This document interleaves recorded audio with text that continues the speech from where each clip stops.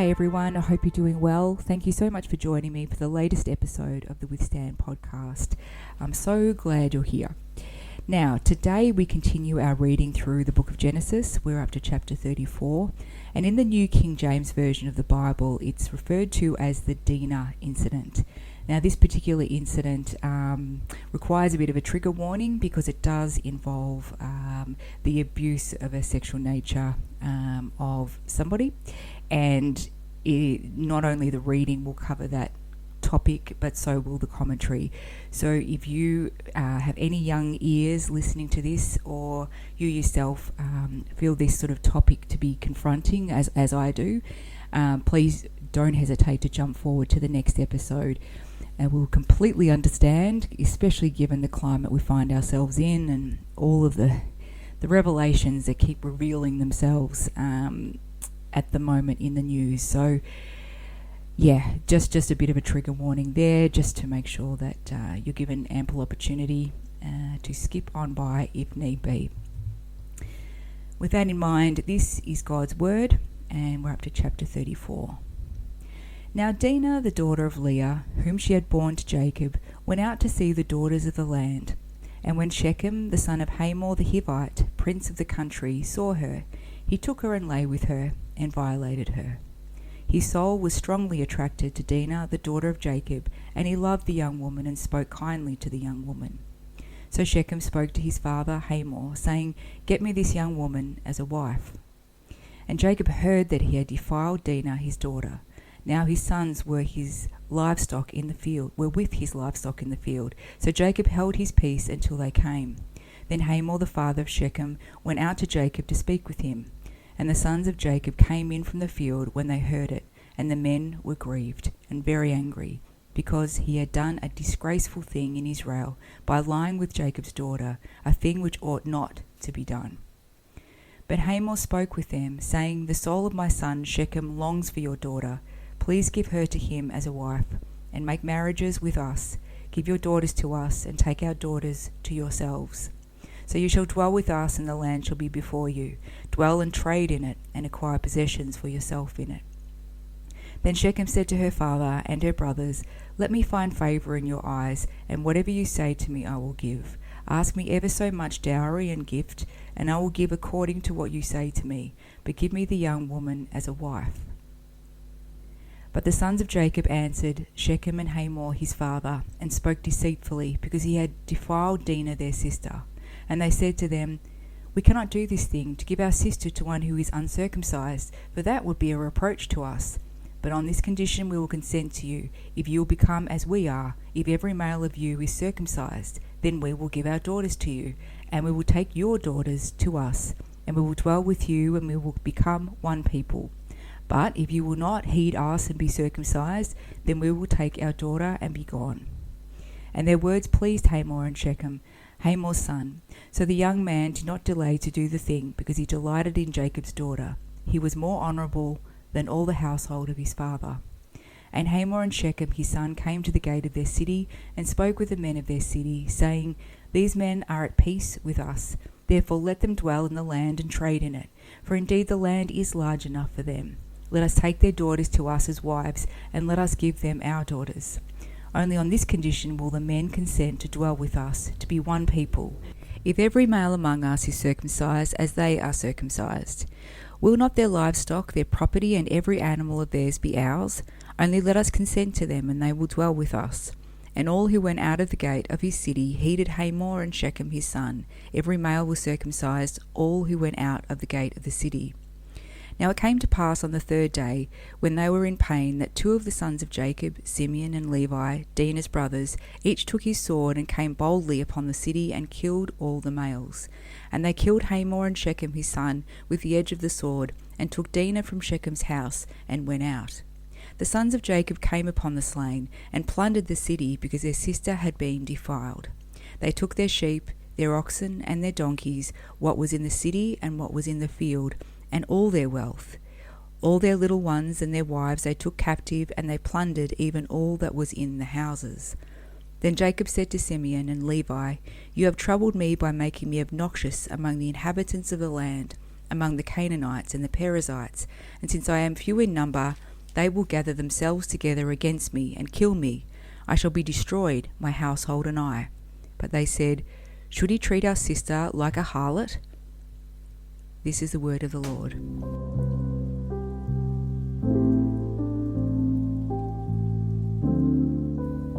So a couple of very heavy themes in that particular chapter, and this is what Dr. Thomas Constable has to write about it. After Shechem the Canaanite raped Dinah, Simeon and Levi plotted and took revenge by deceiving the Shechemites into getting circumcised as the condition for Dinah's marriage. Then, to get their full revenge, they murdered the disabled men of the city. The name of the Lord isn't mentioned once in this chapter, and the wisdom of the Lord is surely absent as well. Once again, as in the birth of his sons, Jacob's household is dysfunctional because of his passivity. His sons are rash and unbridled, and he is passive. No one in this story escapes censure. Contrast Jacob's great distress upon hearing that Joseph had apparently been killed with his lack of response upon hearing that Dinah had been raped. He favoured Rachel's children terribly. The story is a tangled skein of good and evil, as are all the patriarchal narratives. Dinah must have been a teenager at this time. Keel and Delitzsch calculated from other references in Genesis that she was about 13 to 15. Davis wrote that she was 15 or 16, and Leopold believed that she was 14 or 15. It would have been natural for Dinah, living in a family with only brothers as her siblings, to want some female companionship. The Hebrew word translated raped is somewhat ambiguous. Whereas most English translations have raped, the word used refers to improper sexual relations and could mean seduced. Here is another instance of a man seeing a woman and taking her for himself, like the sons of God took the daughters of mankind. This occurrence serves to illustrate the low standard of morals prevalent among the Canaanites. Any unattended female could be raped, and in the transactions that ensue, neither father nor son feel the need of apologizing for or excusing what had been committed. Moses used the name Israel here for the first time as a reference to God's chosen people. The family of Jacob had a special relationship to God by divine calling, reflected in the name Israel. Therefore, Shechem's act was an especially disgraceful thing, having been committed against a member of the family with the unique calling in the world. What had happened to Dinah was considered by Jacob's family to be of the same nature as what later was known as a disgraceful thing in Israel. Hamor appealed to Jacob's family on behalf of his son. Shechem evidently genuinely loved Dinah and wanted to marry her, but Hamor's proposal would have resulted in the Israelites intermarrying with the cursed Canaanites. This arrangement would have guaranteed the possession of land in Canaan for Jacob's family, but it would not have come to them as a gift from God, since the Israelites would be going against God's will by intermarrying with the Canaanites. As was customary in their culture, Jacob's sons took an active part in approving their sister's marriage. They were correct in opposing the end in view, the mixing of the chosen seed with the seed of the Canaanites. Yet they were wrong in adopting the means that they chose to achieve their end. In their deception, they show themselves to be chips off the old block, that is Jacob. The Hivites negotiated in good faith, but the Jacobites renegotiated treacherously. Jacob's sons are guilty of treating the sign of the covenant, the circumcision, lightly and of dishonouring it. Marriage was always preceded by betrothal, in which the bridegroom's family paid an MHD, or marriage present, to the bride's family. In cases of premarital intercourse, this still had to be paid to legitimise the union, and the girl's father was allowed to fix the size of the marriage present. Limited by... Here it seems likely that Shechem is offering both a marriage present to Jacob and a gift to Dinah. We can explain the agreement of the people of their city, including both Hamor, meaning donkey, a valued and respected animal, and Shechem, to undergo circumcision. Other nations besides Jacob's family practiced this rite at this time in history as an act of consecration. Jacob was not suggesting that these men convert from one religion to another. Normally circumcision was practiced on young adults rather than on infants, though God told Abraham to circumcise the infants born in his family. It was sometimes an initiation into marriageable status. Another reference to Jacob's great wealth appears in this story. This is another testimony to God's faithfulness to his promises to bless Abraham's descendants. Dinah, Simeon, and Levi were the children of Jacob and Leah, the unloved wife. Simeon and Levi doubtless felt closer to Dinah, being full brothers and sisters, than some of their half-brothers did. But Reuben, Judah, Issachar, and Zebulun were also Leah's children, and thus Dinah's full brothers. The fact that only Simeon and Levi reacted as they did against the men of Shechem suggests that they responded with excessive recklessness. Perhaps Jacob's indifference to Dinah's plight, evidenced by his lack of action, encouraged the violent overreaction of her brothers. While Simeon and Levi took the lead in this atrocity, all of Jacob's sons evidently participated with them in the looting of the city. This was only the first of several notorious incidents that took place at Shechem that the Bible records. Jacob's distress arose because of two facts. His sons had committed murder and robbery, and his family had now broken a covenant, a very serious act in their society. His censure is more a peevish complaint. It is ironic to hear Jacob venting his disgust over Simeon's and Levi's failure to honour their word, especially in terms of its potential consequence for Jacob, for he had done exactly that on more than one occasion. Jacob's complaint to Simeon and Levi was utterly unworthy of a man of faith. It breathed the spirit of selfish fear from first to last. Deception had proceeded to murder and then to looting. The crafty character of Jacob degenerated into malicious cunning in Simeon and Levi, and jealousy for the exalted vocation of their family into actual sin. Of course, fear is natural in such a situation, but the reasons Jacob gives for damning his sons betray him. He does not condemn them for the massacre, for abusing the rite of circumcision, or even for breach of contract. Rather, he protests that the consequence of their action have made him unpopular. Nor does he seem worried by his daughter's rape or the prospect of intermarriage with the Canaanites. He is only concerned for his own skin. It is interesting that Simeon and Levi, when responding to Jacob, referred to Dinah as our sister, rather than as your daughter, which would have been more appropriate. This implies that since Jacob had not shown enough concern for Dinah, her blood brothers felt compelled to act in her defence. This is an early indication that Jacob's family was already dysfunctional and crumbling, which becomes obvious when Joseph's brothers turn on him, sell him as a slave, and lie to their father. As a result of this sin, Jacob later passed over Simeon and Levi when he gave his final blessing to his sons. He favoured Judah instead. The significance of this chapter is fourfold at least. Firstly, it explains why Jacob passed over Simeon and Levi for special blessing just before he died. It shows the importance of keeping the chosen seed separate from the Canaanites.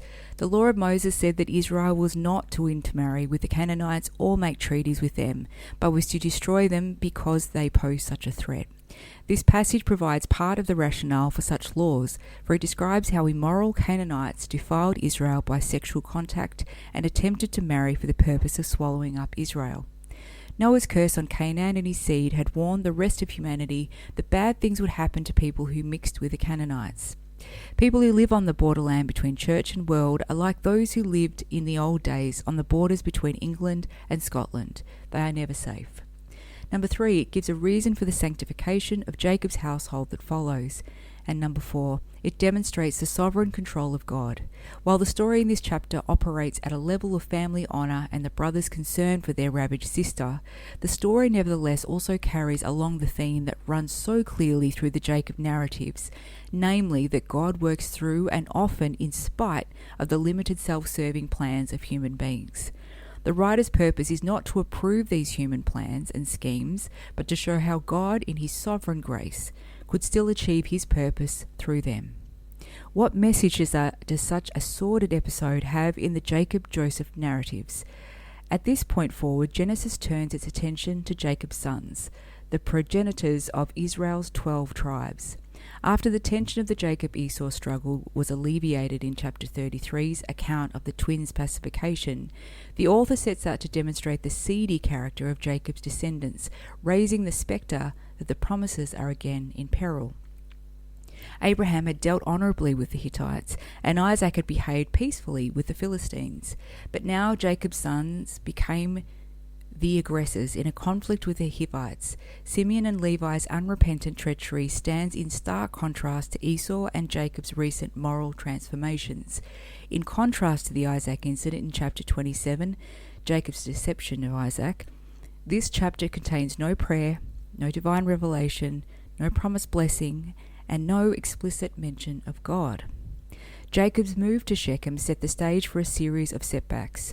What should have been a period of blessing for Jacob and his family in the land of promise turned into one misfortune after another.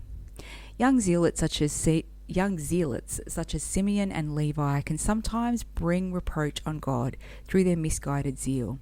This can happen when spiritual leaders such as Jacob are indifferent to pagan defilement and fail to act decisively against it. This story shows Jacob's old nature reasserting itself, a man whose moral principles are weak, who is fearful of standing up for right when it may cost him dearly, who doubts God's power to protect, and who allows hatred to divide him from his children, just as it had divided him from his brother.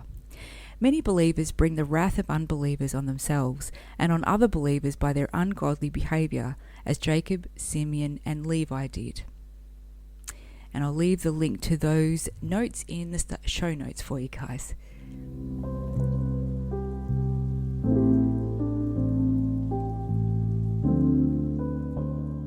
Now, given we learnt that Jacob was so worried about how this whole episode would reflect on him, today's daily devotion from Charles Stanley is titled Think About Others, and it's based on Hebrews chapter 10 verse 24, which reads, "Let us consider how to stimulate one another to love and good deeds." And Dr. Stanley writes, "Have you been caught up in your own worries and fears? Has your focus been on yourself? You probably realize that doesn't really help your situation. Certainly you know your attention would be better spent on what God would have you do, which is seek first his kingdom and his righteousness, and you do that by loving others in his name. Understand that the enemy will tempt you to dwell on your problems because it stops you from taking part in the body of Christ. But can you imagine if the Apostle Paul had gotten mired in worry and self-pity when he was in prison?